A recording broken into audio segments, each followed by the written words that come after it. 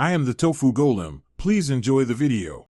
In this video, I will explain how to make oatmeal coconut cookies.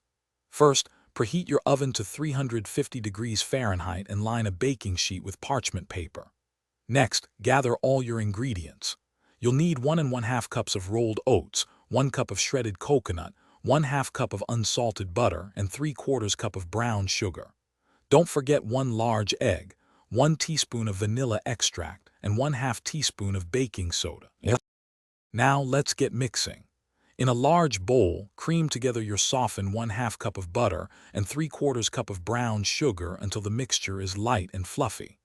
Then, beat in the large egg and 1 teaspoon of vanilla extract until everything is well combined. In a separate bowl, whisk together your dry ingredients, the 1 1/2 cups of rolled oats, 1 cup of shredded coconut, and 1/2 teaspoon of baking soda.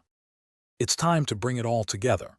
Gradually add the dry ingredient mixture to the wet ingredients, mixing until just combined. Be careful not to overmix the dough. Once your dough is ready, drop rounded tablespoons onto your prepared baking sheet, leaving about 2 inches between each cookie. Bake them in your preheated oven for 10 to 12 minutes, or until the edges are a beautiful golden brown. Once baked, let your delicious oatmeal coconut cookies cool on the baking sheet for about 5 minutes. This helps them firm up before you move them. Then, carefully transfer them to a wire rack to cool completely. They're perfect with a glass of milk or a cup of coffee.